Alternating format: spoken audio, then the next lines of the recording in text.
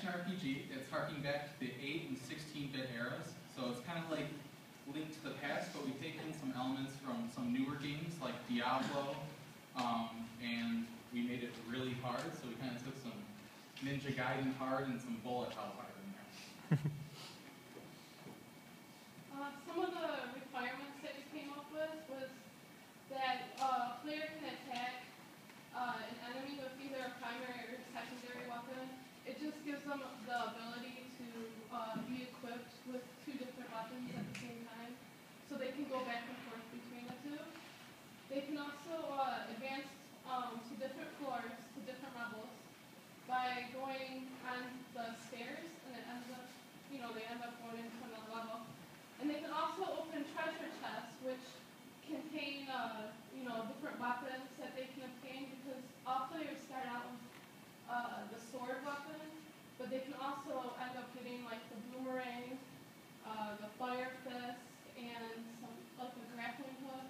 And there's also a magic wand and a magic cloak. So there's a lot of weapons. I mean, that's the whole point of playing the games, checking out the different weapons. And it also allows you to upgrade your equipment.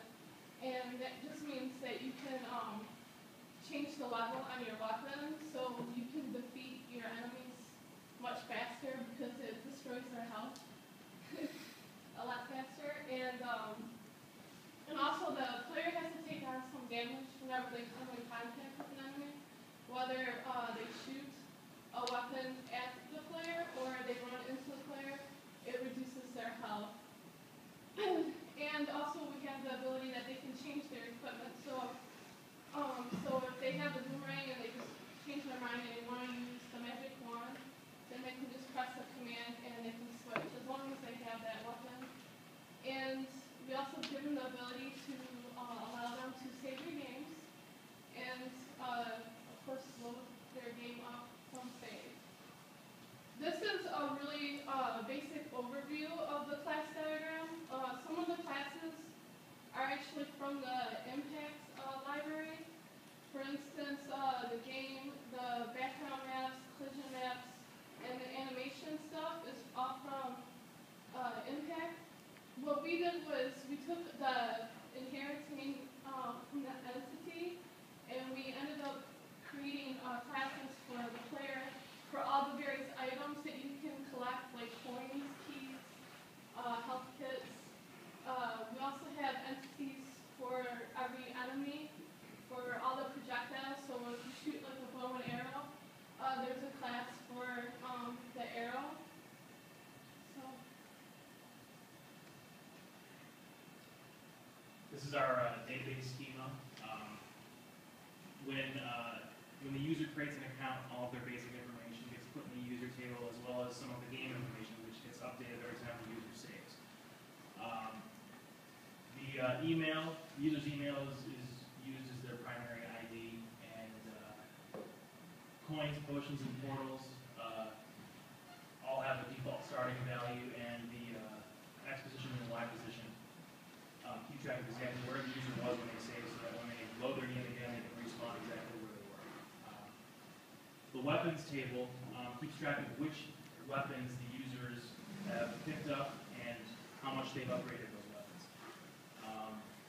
Keys, chests, and doors. Well, the keys table keeps track of which keys the users picked up, so they aren't there again when they reload their game. And chests and doors, same deal. Make sure the same doors and chests aren't closed again when they reload their game. Keep track of which ones they've opened. So basically, when the user loads the game for the first time, they're presented with three options. The first option, they can sign up and create an account and start a game at the beginning. Or they can log in if they already have an account and start from where they saved. And the third option, if the user hasn't played the game before, and understandably they don't want to commit to creating an account right away, they can start playing without logging in.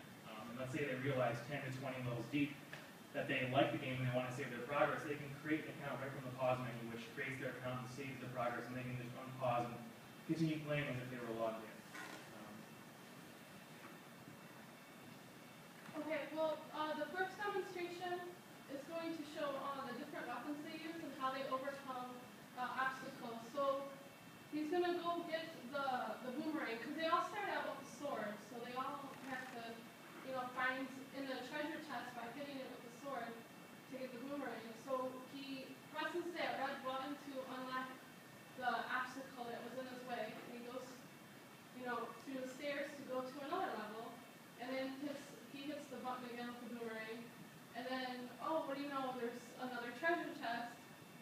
he got, was it the bow and arrow? And if you look on the right-hand corner, there's icons that display which weapon you have equipped and what the commands are for each of those are. So you had DF, and then the last one is the potion, which restores the health. So he's just doing the same thing with, the fire fist, and there's ice balls, so he's going through the ice balls. So, I mean, not only can you attack enemies, you can use the weapons to overcome different obstacles. And then this one's a magic wand. It's kind of a hidden weapon, so it's kind of in a black space that you can't see. So he goes and gets the magic wand, and or not the magic wand, the magic cloak, and it helps deflect some of the attacks, like all the fireballs that he has, which he doesn't have after we did anymore. And then finally, it's the magic wand, which helps him again overcome obstacles. There's the grappling hook. I'm getting stuff mixed up. Okay, well he gets the grappling hook, which helps him go past that hole by latching onto the rocks there.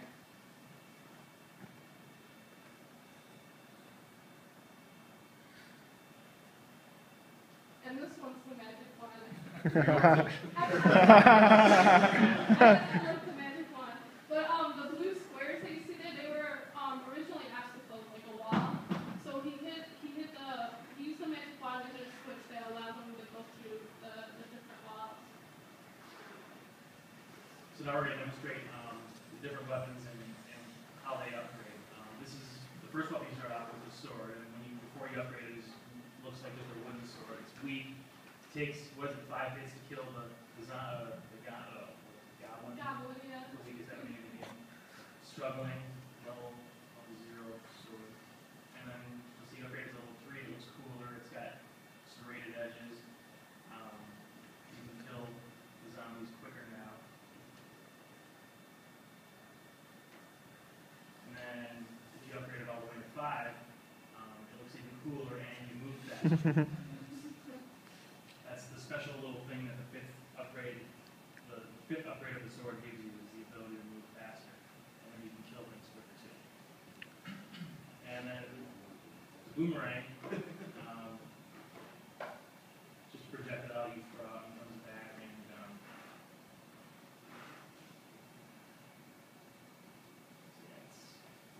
first of all, it's kind of weak.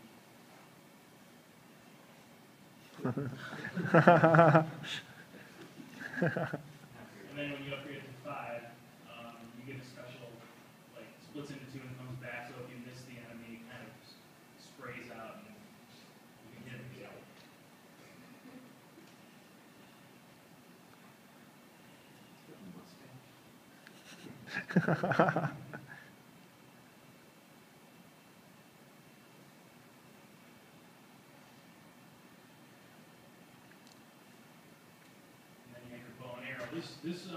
The bow and arrow, when you first get it, is levels are designed so you're supposed to use it to hit switches that are far away that you can't get, because the first bow and arrow level, you really, it's hard to kill enemies with this thing, because level 1 is weak for enemies. It's mostly for switches, as you can see.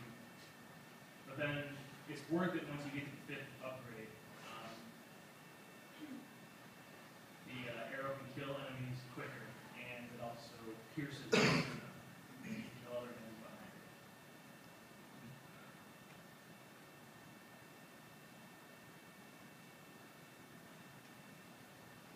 So each weapon, when you upgrade it all the way, has a little special feature that you get. This is the Fire Fist.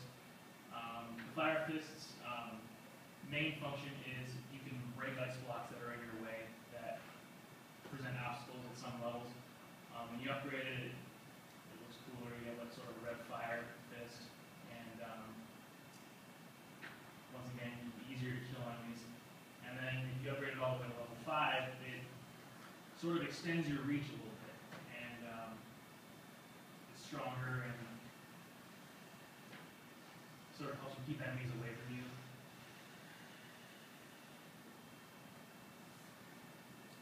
And then we have the wand, which casts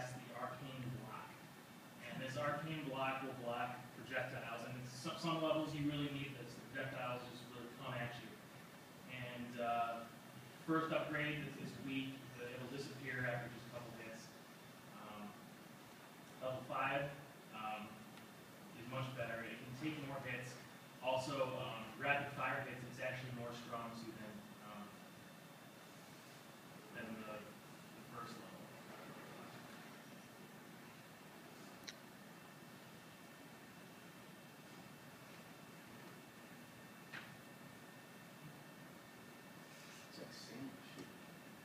And then we have a cloak which makes you invincible to the enemy's attack. First level, it wears off pretty quickly, and then as you upgrade it, you can sort of push through enemy's fire longer without getting hurt.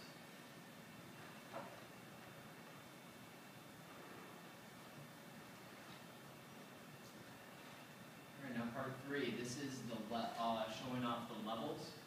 Now this is after you get the bow, a couple levels after. And basically you need to use the bow to hit the switches, but there's multiple switches. One switch will be a trap and let out those goblins, and the other switch will activate the door and let you go to the next level. So I activated the wrong switch, the goblins come out. It's not a good idea to activate that one. But if you die, you can come back and it'll be the same one. So just in case it gets a little too difficult. Then I do the same thing. There's 6 switches in here.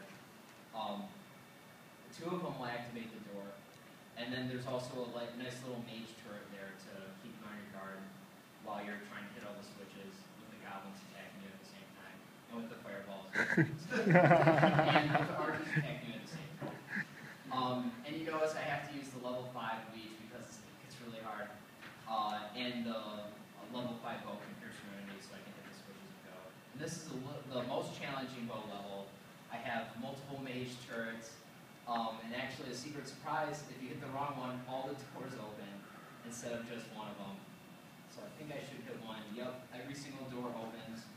All the bad guys come out. You need help or you need help?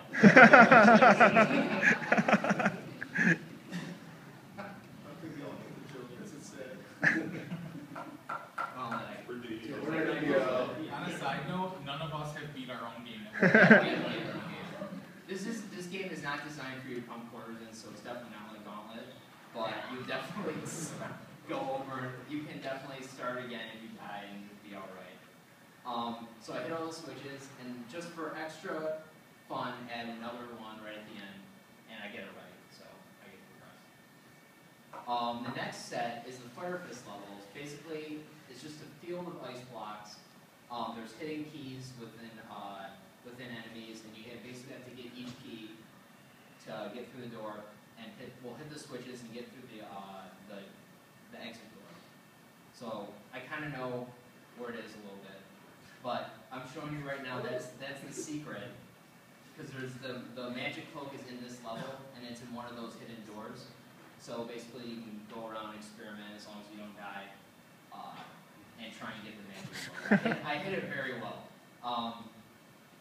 So yeah, it gets really hectic. Those little those crystals do that crazy pattern, that crazy diamond pattern that does a ton of damage. And they swarm you. They're really mean. And so I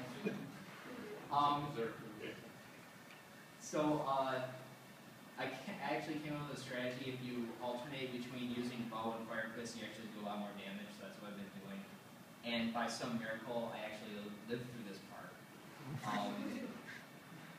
So yeah, more. So basically, there's 4 keys, there's 4 doors, and then the 4 switches will unlock the door to the final area. I get 1 more key. I have 2. I'm going in, get that one. I'm trying to do this as fast as possible so I don't die. Go through this one. Yeah. There's even more bad guys. I put a guy there. I'm sorry, it's really mean. And so this next level, basically it's like the review level. So you have the bow, you have the fire fist. Now we're going to test them out on the same level. So basically this part is more combat intensive, because the game isn't combat intensive enough. So you have to go get the key from all the way at the end to go through the next part, and the next part will be the door. The next part will be the bow, where you use the bow to hit the switch. And we're going from the ice level. The ice is melted in the next part because it's going to lead up to a boss that lives in some fire pit. He's a scary guy. And so, so yeah, here's the end of this part. And then I'm going to show you one more level. This is use the grappling hook. I say go fast because I actually mean go fast.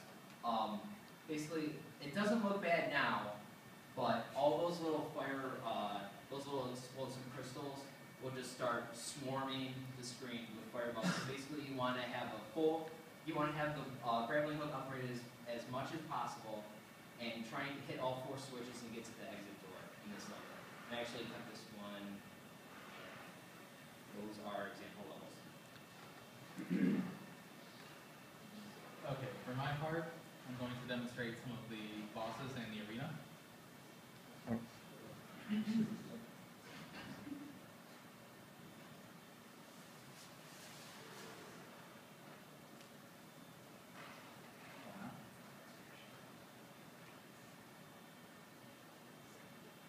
Okay, here we go. So this is the first boss. It's the Goblin King. David Bowie is jealous. And all the bosses have unique mechanics. So what this boss does is every 500 or so health that you get him down, he summons in little minions, and then every other 500 or so health, he goes into a rampage, and the only way to slow him down is a boomerang. And so this is right after you got your boomerang, so you have to learn how to use it correctly.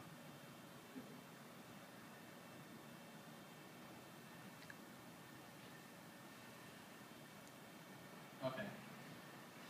This is the second boss, and what he does is he charges you, and you have to avoid his charge in order to make him vulnerable. And once you get him down to 50% health, he actually starts shooting out these little eyes that build up on you, and they do more and more damage over time, so you have to kill him quickly. It's kind of a hard and rage timer.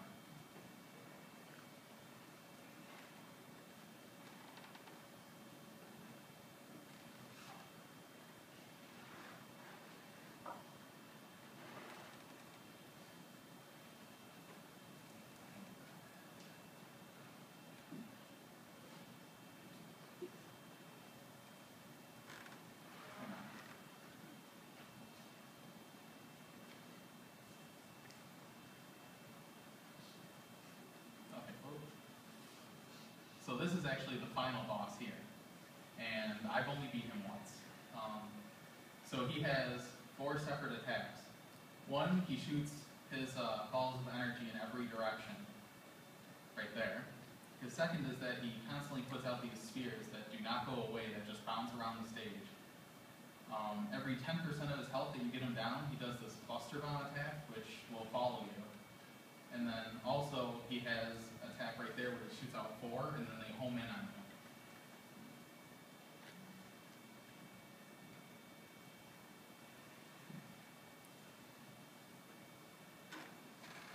Okay, and this is another one of the bosses, and what he does is he randomly teleports around the stage, and everywhere that he doesn't teleport to, it puts a time bomb. So you have to get there with your grappling hook quick, or else the time bomb will kill you in about 2 shots.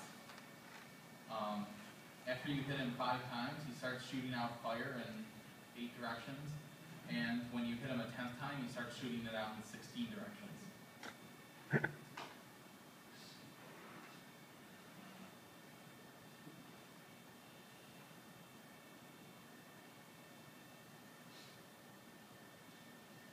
Okay, and then this is the arena. And what it does is it spawns mobs in waves. So they'll come in waves every 30 seconds or so. And inside of each wave, there's 3 mini waves. So it'll put them out in bunches. And every wave, the mobs get stronger. So they might start off with, 100 health, but by the end they might have 500 health. And they'll eventually overwhelm you. The only way out of the arena is death.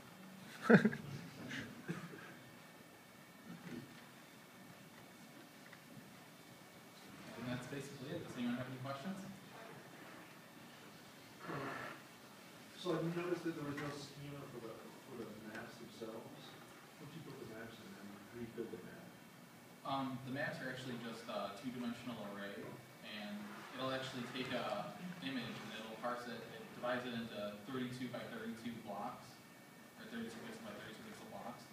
And so you say like 5 for that location in the map. It'll find the 5th block in that image and draw it at that location. And the collision map is actually designed the same way. What platform is this for? Did I miss it? It's built in JavaScript, so it will run in any HTML5 compliant browser. It'll work in Internet Explorer 9, Firefox, and Google Chrome. And actually, we've had someone run it on an Android tablet with a keyboard, and it works. Except for sound. Cheat codes? Yeah, it does have cheat codes. What's the objective of the game? Well, you want to get to the bottom of the dungeon and kill the end boss. Where's the blades in it? Well, you can't hear it in these videos, but there is music, and a lot of the bosses were actually inspired by songs.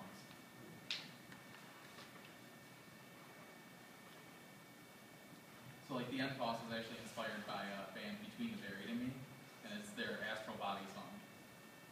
This is an example. Oh yeah, and all the enemies have different logic inside the arena, so they behave completely differently. Like, the archers will try to stay around 100 pixels away from you.